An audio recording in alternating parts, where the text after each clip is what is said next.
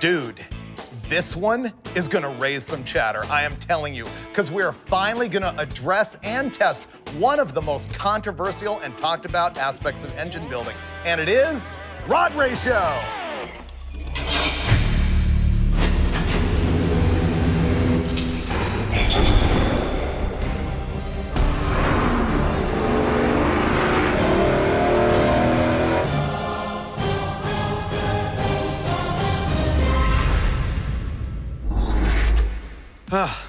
Here we go. This is the test that I have wanted to do for a long, long time. And finally, it's gonna happen. What is it? It's the controversy addressed. The controversy about rod ratio. What is rod ratio? Simply, it is the length of the connecting rod divided by the stroke of the crankshaft. It seems really simple, right? However, if you read about engines at all, you will find out that people think it is like the most critical part of engine performance. You'll find guys who are designing their whole camshaft and cylinder head package around the length of the connecting rod. Now you might ask yourself, why could it possibly matter? So let's get into that. What I've got here are connecting rods that were supplied to us by K1. This one is 6.135 inches long.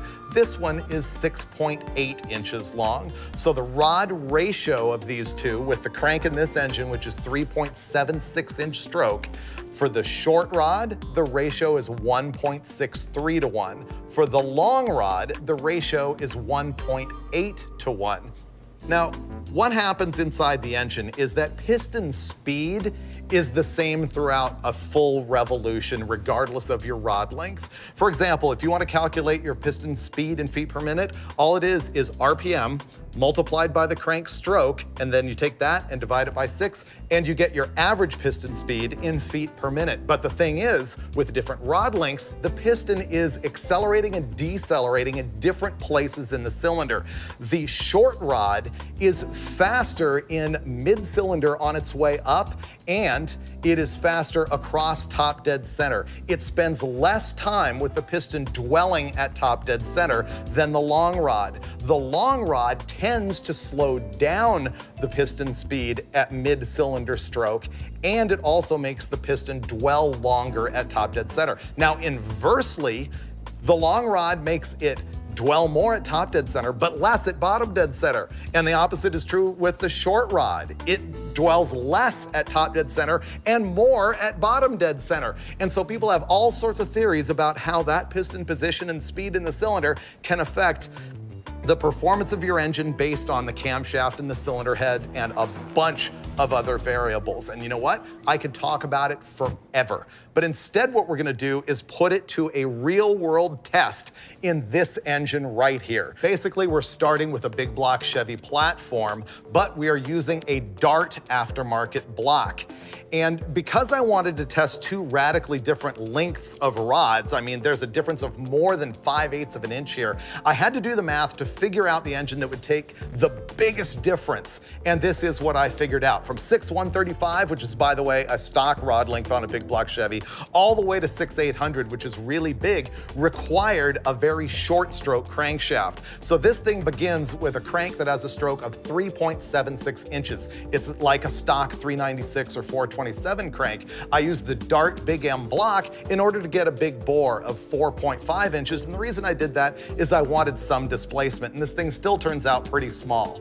It is a 478 cubic inch engine. Now, with that in mind, I knew that I wanted a lot of RPM in order to show a difference in rod ratio.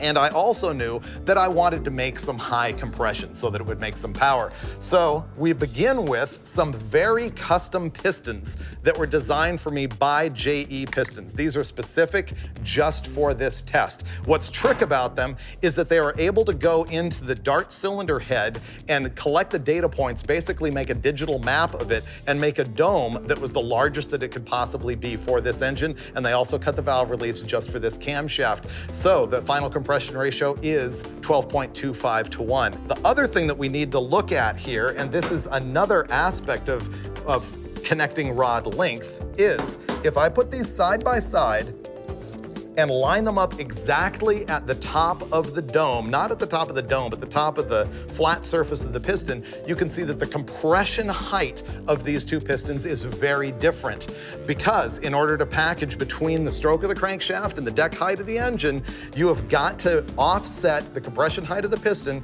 to accommodate the length of the rod. So you can see here with the short rod, I've got a very tall piston compression height. With the long rod, that shortens up quite a bit. And frankly, with the pin up here in the oil rail of the oil ring, that can cause problems. But conversely, with the short rod, you've got to have a much heavier piston than with the long rod. And so the piston itself can affect the performance based on the rod length. And here's another thing that's an effect of long versus short rods, and I'm gonna exaggerate it here on the table. Let's imagine that these pistons and rods are both in an engine with the same amount of crankshaft rotation. With the long rod, the angularity from the piston to the rod might be about like that. With the short rod, it is much more extreme, something like that.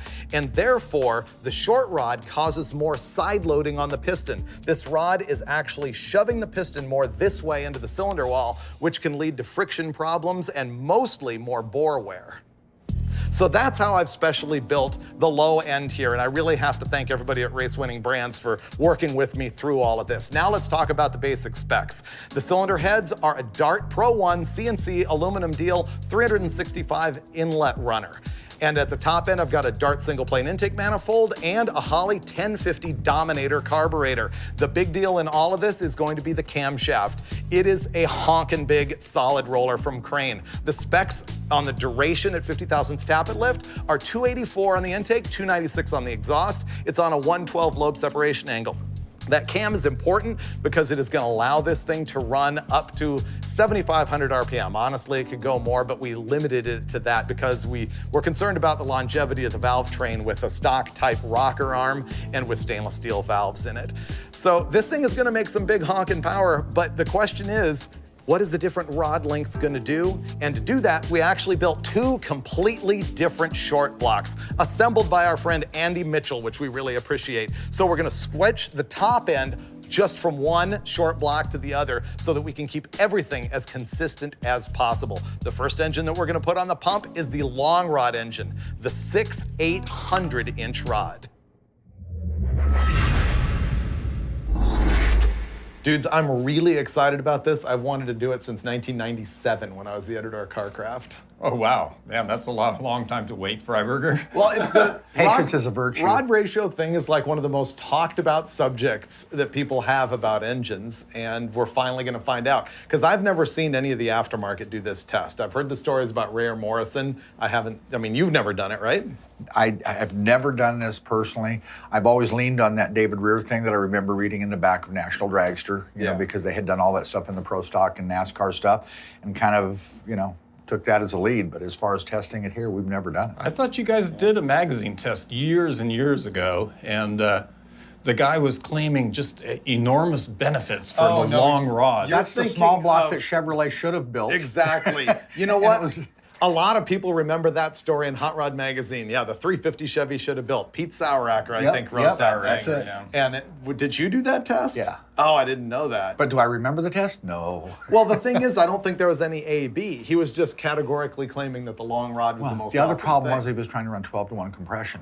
Yeah. Thinking that the long rod was somehow going to make it through that. And he was grabbing a lot of that info from some stuff that Smokey Unick had written earlier on. Well, Smokey Unick always said, put the longest rod in that you can possibly find. Yeah, it's going to be interesting. I don't know what to expect. I really don't. That's why we're doing it. I know, and that's what we do. I think it might turn out to be remarkably similar between the two engines. We don't know yet. Yeah. I'm not coming into this with any preconceived notion. I just want to test it. So Steve has got this thing completely tuned up. He's handled the carburetor calibration. He's done a timing sweep on the thing and found out that it's insensitive between 34 and 38 degrees total. It's the same. Yeah. So we've got it at 38 degrees, and when we do the other engine, we'll do that same timing sweep. And as a matter of fact, I think we'll look at the fuel curve also. So with the knowledge that this is ready to go, fire it up and let's do it.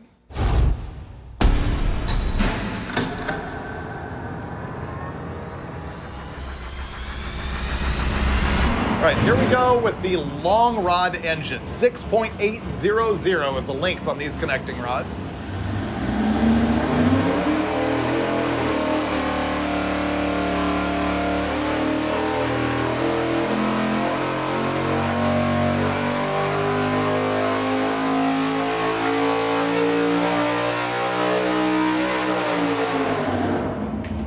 not bad. Big block Chevy. It's pretty stout. Yeah. Stumbled into a pretty good combo for no reason, even though nobody in their right mind would build a 478 cubic inch motor. But aside from that, 478 to the motor of the month. right? Hey, that's those 396 or you're cranks. hoping they are. But for what it is, it's fairly stout. No, it actually is really good. With a Yeah. couple of changes, it could be really good. So there's that baseline pull all tuned up. We've got 804.2 at 7,300 RPM and 622.9 pound-feet of torque at 5,700. Not bad for what it is. That's a nice motor. You know what? We need to pick up more data. So there's a couple of other things Steve and I were talking about that we would like to do so we can fully explore this.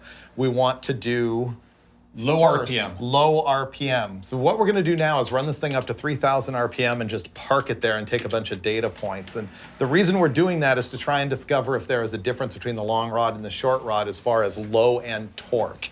Our third and final test is gonna be steady state at peak torque. And what we're looking for there is what's called a torque offset. We're gonna see the difference between the torque number that it makes during a power sweep versus the torque that it makes at steady state. And we're gonna compare that same thing once we get to the short rod engine and see if there's any difference there.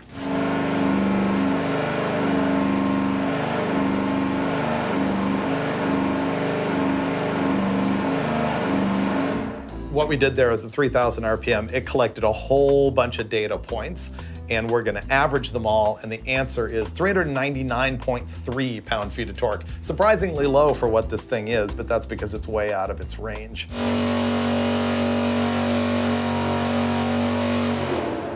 So our conclusion there is at 5,700 RPM steady state, our average torque is 633.7 pound-feet. Now, if we look at a curve versus what it made at steady state, we're gonna see a little bit of a difference. See, 633 is more torque than it made anywhere. So on this graph, what you're seeing is that the red line is the sweep at 300 RPM per second, and this data point is static. And it is, you know, it's 11 numbers up from when we swept it. We have our 3 different data points that we were concerned about. I think we're ready to go swap it over to the short rod All engine. the fun stuff. Yeah. And the changeover begins. We're about to swap from the long rod engine to the short rod engine. Now we're gonna use the exact same cylinder heads, intake manifold, distributor, and carburetor, and also the crank trigger on the thing. We're just gonna change the short block, which is as identical as we could possibly make it with the exception of the rod length. You can see that we've got a crank trigger ignition on this thing. That's just so we can be much more precise about the ignition timing. This thing made the same power between 34 and 38 degrees total on timing, and I'm super curious to find out if that's any different with the short rod engine.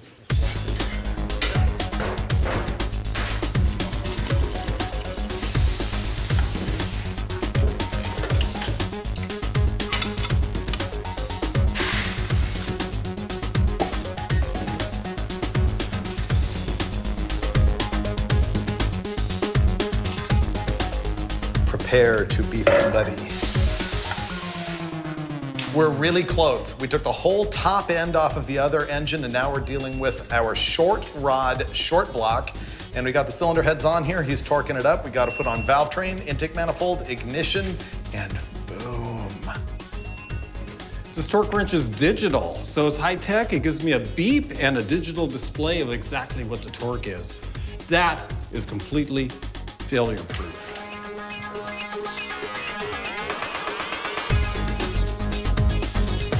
We've got our short rod engine on the dyno, and we've been playing with it here just a little bit, messing around with ignition timing. So we know that the optimal timing on the long rod engine was 38 degrees, and essentially it didn't care between 34 and 38 degrees where you actually left it. What we found out with this thing is that it's a little bit more sensitive to timing. It didn't really like 36, it was okay at 38, and between 40 and 42, it really made the same power. So we're looking at a 2-degree difference between long rods and short rods in the timing that it prefers. One of the things I want to get out of you, though, is we're going to do 2 completely different short blocks here. I mean, they're identical parts-wise. They were assembled by the same guy. They're the same. But do you think they're going to run the same? If they were identical, the same connecting rod, everything, well, those 2 engines perform identically on the dyno. In theory, they're supposed to, but within a percentage. What I can tell you is that I've done a number of sets of twins in big boats, and it is not uncommon for me to see 10, 12 horsepower difference, even in twins that were built identically. That's the answer I was hoping to get from you. And the reason is if we see 5 to 15 difference, we have to call that about the same because it can be the difference in ring seal, valve job. I mean, we've attempted to sort all that out identical, but there can be a difference. I'm hoping that we also see a difference in the shape of the curve based on what I've read about people's beliefs on long rod versus short rod, not just peak power, but where it's making power. Yeah, so we're gonna run it right now and show you what it makes with the short rods.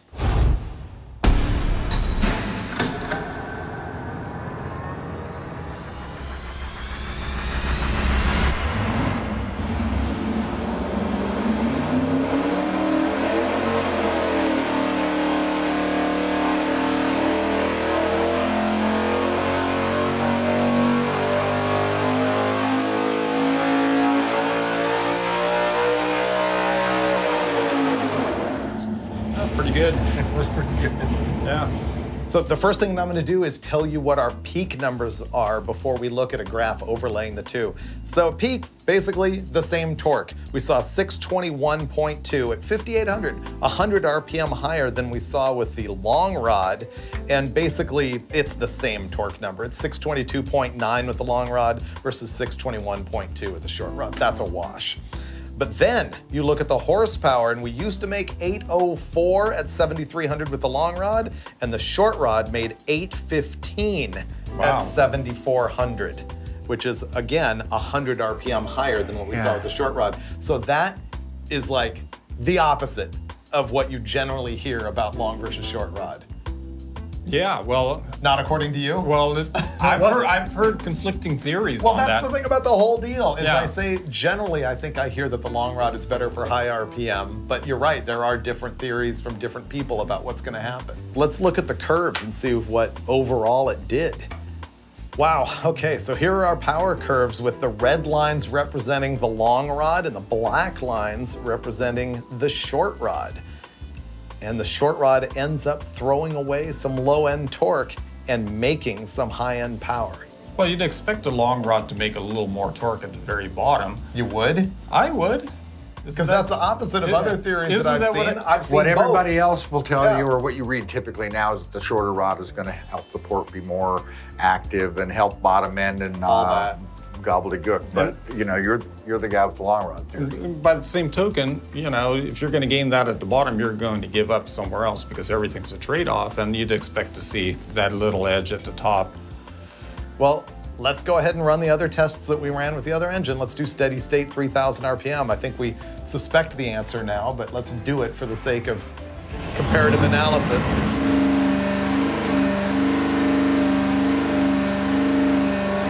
So identical almost. Same. Interesting. So the steady state torque at 3,000 RPM with both these connecting rods is identical. 399.2 versus 399.3. I'm calling that the same. You think? Yeah. Yeah. So now we're gonna do a steady state torque test at 5,800 RPM, which is where this connecting rod made its peak torque number of 621.2, but that's not the number we're about to see when we run at steady state. So this is gonna be steady state 5,800.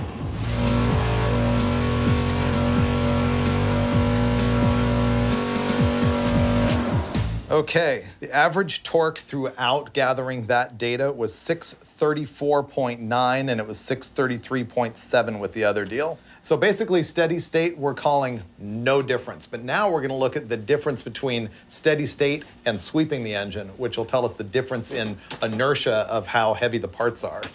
All right, so with the long rod, the difference between steady state and sweeping it was 10.8 pound-feet. So now we have to look at the same thing with short rod, 621.2 versus 634.9. So the difference between sweeping and steady state is greater with the short rod than it is with the long rod, which would add up to the fact that Slightly. it's got a heavier weight to it. Slightly, yeah. It's showing a trend. I guess our final conclusion is that, boy, the long rod made more power below 5,500 RPM, and the short rod made more power above 6,500, but the difference up at the top end is negligible, and the difference at the bottom end could be in inertia, but my takeaway is that I still wouldn't build my engine around the rod length. Here's another thing that David Rare and Dick Maskin were saying, is that a huge part of the difference is how the piston construction affects the piston ring stability. And I don't know if in this piston, the difference in compression height is really gonna make a difference in that or not.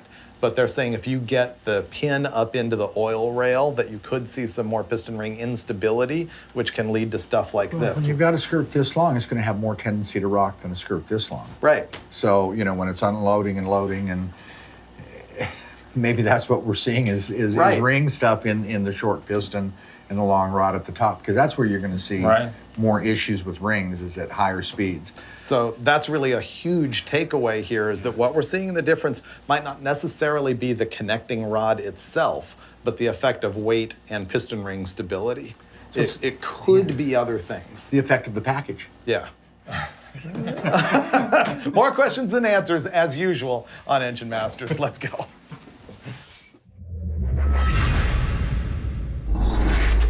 Okay, Steve, this is a biggie. Okay, let's hear it. I have done a lot of thinking about this and a lot of reading and listened to a lot of other experts, and basically I've got my own conclusion, justification for that conclusion, and then a bunch of caveats. Well, I'm gonna tell you whether you're wrong or right. That's Let's what have I it. want. We need to debate. Okay, so here's my ultimate conclusion. And I'm gonna narrow it a little bit and say, for typical engines within the world of the stuff we can accomplish, meaning not F1 stuff, Right. not even NASCAR stuff, but you know, engines under 8,000 RPM, whether they're race or street, here it comes, rod ratio does not matter. You know, I'll tend to agree with that. Okay. Within the normal range. I mean, if you go super, super long or incredibly short and do something crazy, well, then it might matter some. Right. One guy I trust a lot, David Rare from Rare Morrison Racing Engines. This guy is like top end, very respected engine builder. And his opinion after a huge test that they did on a NASCAR engine with like a really short rod and a really long one, and what he said was hundreds of camshafts, was exactly the same thing, 0. So I did let that influence this a little bit, but what really impressed me is when we did the static test at 3,000 RPM and 5,700 RPM, we found out At that point, we had identical results. identical results. And so that kind of takes everything but the rod length itself out of the picture. There's no inertia problem and there is no ring flutter problem. Yeah, we're eliminating variables and we're just basically getting down to distilling the facts. And so the other part of my conclusion was that the slight differences that we saw at the bottom end and the really slight difference we saw at the very top end are attributable to other factors, like inertia at the bottom end and maybe some ring seating issues at the top end with the long rod. In my opinion, what you want to do is pick your stroke first, which is going to be based on displacement and piston speed and things like that. And the next thing you want to do is call like JE pistons and design the best piston for your ring package. And once you've got that down, you connect the two with a connecting rod and you have a nice day and don't worry about it. So now I have to go into the caveats, Okay. which are the rod ratios that we tested in this thing were 1.8 with the long rod and 1.63 with the short rod. That is not in the range of what anybody who loves rod ratio talk considers bad. No, that's all pretty normal. In fact, most production engines fall within that range. Right, so we didn't really test screwing it up, but I think we still were able to, you know, look at a range and look at a difference. Yeah, and the takeaway for me is basically every time people think they're gonna be super geniuses and do something completely out of the norm and prove everybody wrong, they usually prove themselves wrong. Usually. So other caveats, I would say, once again, we're not dealing with F1 here, we're dealing with average stuff. And, you know, this is just one test. There's gonna be other people who are gonna say, we used the wrong cam, we used the wrong cylinder head, we had the wrong compression ratio, we should have used a different length rod. It goes on and on and on and on. And you know what? That is for you to discuss and argue based on the data that you can see here every single time on Engine Masters. Do it in one motion. Boom, put that manifold on, walk away. That's going in bloopers. That's beyond blooper. If you say it's a blooper, well, you know. I didn't say it was a blooper. You did, you said it was a blooper. No, I didn't. I said it was beyond a blooper. I said it was. Yeah, beyond the blooper. Now, how's that supposed to work with my mojo? Beyond the blooper means it won't even make the credits reel.